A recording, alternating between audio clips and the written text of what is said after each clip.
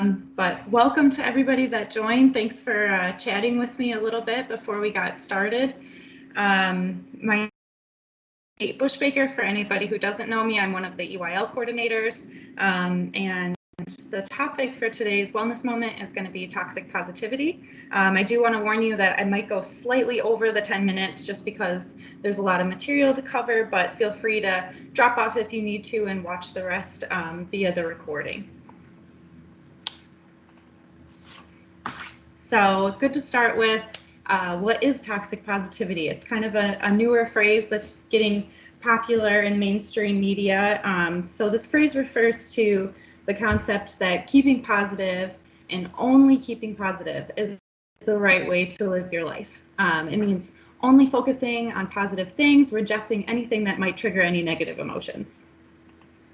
And when a phrase is new, I find it's helpful just to have a couple different definitions to get a really good understanding of what it means. So another way to look at it is that it is the overgeneralization of a happy or optimistic state that can result in the denial, minimization, and invalidation of the authentic human emotional experience.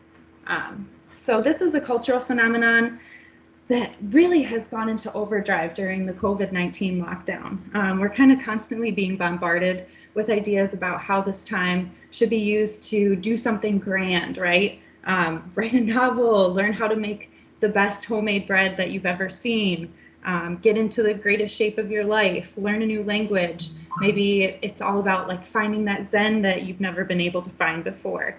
And that somehow if we're not able to accomplish or if we're failing at doing these things, we're not, being successful during this time. And if people are finding inner peace and endless silver linings kind of buried within this COVID-19 lockdown, that's amazing. That's awesome, right? Because everybody copes with things differently. And some people might be able to accomplish becoming a yoga master or becoming an ultimate bread baker during this time. Oh, gotta admit somebody. Okay. But the constant promotion of this approach, however well-meaning it may be, can become toxic. These messages kind of can delegitimize society and really the heart that's ripping through our country and the world right now. And us of the right to have bad days in the midst of the crisis. So these are some possible examples of how you might see toxic positivity phrased in your day-to-day life. The one that I've seen the most on social media, is good vibes only, but also other similar ones would be like, stay positive, it could be worse, you'll get over it, at least it's not this thing. You have so much to be grateful for. At least you have that. It's good to be grateful about that. Like, why are you so sad about this other thing? Or it could be worse. And I'm sure people have other examples of these as well, where if you've ever gone through a difficult time, which we all have, right? Chances are that you're going to hear one of these lines as a response when you open up to somebody. Most times they're going to be said with nothing but the best intentions. But if statements like this are all you're ever hearing from your friends and family and those around you, that excess positivity can really turn negative. So these are some signs of toxic positivity to look for either in yourself or in your loved ones, including number one, if you're hiding or masking your true feelings, if you feel like you're trying to, just get on with it by dismissing emotions, if you're ever feeling guilty about what you're feeling, minimizing other people's experience with a simple, feel-good quote or statement like that was in the previous slide, trying to give somebody a different perspective, such as something like it could be worse, instead of, listening and validating the emotional experience that they're expressing to you, shaming or chastising others for expressing anything other than positivity, or if you're kind of just brushing things off with like, it is what it is, I'm just going to move forward and not think about it. Those might be some signs that you're experiencing that toxic positivity phenomenon. So I kind of said, that it can turn negative. So what are the potential effects? According to experts, toxic positivity really oversimplifies the human brain and how we process our emotions, and can over time be really detrimental to our overall mental health.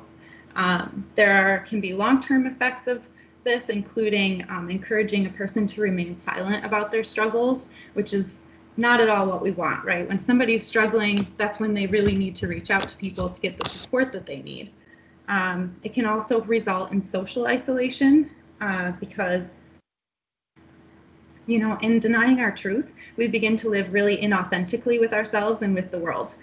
We lose connection with ourselves, which in turn is going to make it more difficult for others to connect with us and relate to us. The relationship with yourself is often reflected in the relationship that you have with others. And if you can't be honest about expressing your feelings, your own feelings, how are you going to hold a space for someone else that is expressing or trying to express their real feelings in your presence? By curating kind of like a fake emotional world, we're going to attract more fakeness, which is going to result in counterfeit intimacy and really superficial relationships. So this unblinking optimism and kind of immediately shutting on negative feelings doesn't make them go away. If anything, it's going to exacerbate them. When you deny or avoid unpleasant emotions, you're actually giving them more power, right? You're making them bigger. So when you avoid feeling them, you tell yourself, I don't need to pay attention to them. This can also manifest over time when it's bottled up like that into physical distress or pain. You could be seeing things like headaches, trouble eating or overeating, muscle aches like back pain or neck pain, or maybe sleeping problems that could be an indication that your stress that is bottling up, or those emotions that are bottling up, are trying to find outlets in other ways. So while you're trapped in this cycle, these emotions are, like I said, going to become bigger and more significant as they remain unprocessed. And this approach is going to be really unsustainable, right? Evolutionarily, as humans cannot program ourselves to only feel happy. So there's a metaphor that I like to look at when it comes to understanding this bottling up reaction.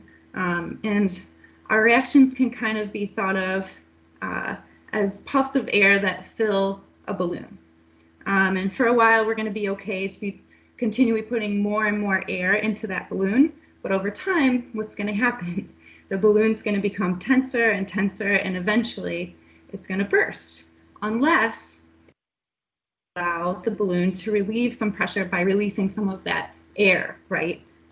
So this is the same with our mind and our emotions. We need to try to be cognizant to make it a habit to release some of that emotional pressure before we ourselves burst, before we have a big breakdown or get really angry about something that we didn't need to get so angry about.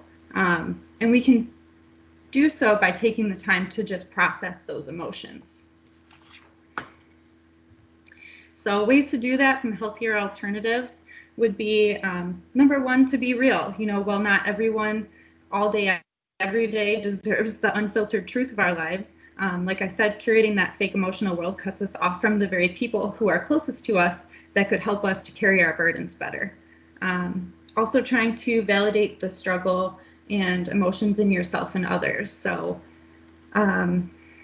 making sure that when somebody expresses something to you, you really hear them empathetically. You're not just kind of like giving them the simple, quick answer of, you'll be fine, but actually hearing them out and validating to them that it's okay to feel that way. Rising above that instinctive impulse to alleviate their pain or solve their problems so immediately. And it's important to acknowledge that multiple complex emotions can exist in you all at once. So there's an old improv strategy called yes and that can be a really helpful tool to accomplish this. For instance, you can say or think, I'm so tired of being stuck inside with my family. Yes, and I'm grateful that I enjoy my family's company enough to feel stuck or to be stuck inside with them for this long, or saying I'm afraid of what the future holds. Yes, and I feel some excitement at the hope that things may change for the better after this. So really, it's just giving ourselves the permission to hold multiple seemingly conflicting truths in our mind at the same time. We can eliminate the tension between those truths and give them room to all exist in the same space. You know, both the positive and the negative can exist in your mind. And then finally, remembering too that it's okay not to be okay. We have this awesome range of emotions that you see in the picture here for a reason. Humans are capable of complex thinking, and with that, unfortunately, comes the complex reactions and emotions as well. So find comfort that all these emotions really serve a purpose for us. For instance, it may not be fun to feel sad or down, but this emotion helps us to process tough experiences and to connect in solidarity with those we love, to find strength in one another, and to signal a need for support. It's also been found through research to improve your memory, improve your judgment, and increase your motivation. So just find comfort and confidence in knowing that all of these emotions, whether they be pleasant or unpleasant, they developed in humans to serve a purpose and to help us safely navigate life. So really quickly, I know I'm already over on time, so I'll try to wrap it up. But these are just some examples of a mindset shift you could have if you find yourself or others you love using phrases like this in reaction to when others, you know, express their feelings to you. Try to shift from toxic positivity to more of hope and validation. For example, if someone says, "You just have to be positive," something that would be a better reaction that shows more support would be, "I'm sure it feels hard to be positive in a situation like this. You know, how can I help?" That's going to feel like you actually listened and that you are truly there for them. Another good one is, "There are worse things out there in the world," with, you know, probably said with good intentions, but something that would be better to say would, "This is really tough and I'm here for you." So in summary, you know, being a healthy human involves being conscious of ourselves and how we show up in the world. If you recognize yourself as a transmitter of this toxic positivity phenomenon, try to stop, try to do that mindset shift. It not only hurts yourself, but also the people you care about most, you know, by insisting on this happy only mindset. Instead of practicing that toxic positivity, aim for balance and acceptance. Sorry, I saw somebody else was trying to join. So then if you're being influenced by toxic positivity, I encourage you to try to set healthy boundaries with anybody who passes judgment on your authentic experience and to speak your truth. Similar in this picture, you know, to how the lighter areas and the darker shadowy areas make up this whole beautiful sunrise image. We need our full spectrum of emotions, both the light and the dark, to be a complete and whole human. So finally, I'll just leave you with a little expression that actually was from my mom growing up. She always used to say that sunlight is the best disinfectant. And what that means is that when we bring the scary things into the light, you know, whether they are memories, emotions, or fears about the future, we can really imagine or really examine them and take away some of that power they have to infect us. All right, so sorry I went over time, but that's all I have. Thank you so much for attending. Does anybody have any questions for me before we wrap up? No questions, but a great level setter. Appreciate it. Yeah, no problem. Thank you. Thank you for the feedback. So if you have questions afterward, feel free to reach out to me. I'll just wrap up by reminding everybody that we have warm-ups at 2:20. There's a round of trivia at 3:30 today if you feel like, you know, relaxing a little bit. And then there's 2 Fitness Zone classes. Absolutely is at 4:10 and Metabolic Express is at 4:30. So thanks again for attending, everybody, and I hope that you learned something new and have a wonderful rest of your week. Thanks, Caitlin. You're welcome. Thanks. Thank you. You're welcome. Bye, everybody. Bye. Thank you. Bye, Paula. No problem. Thanks for attending. Yep. Thanks. Have a good day. No problem. Thanks, Larry.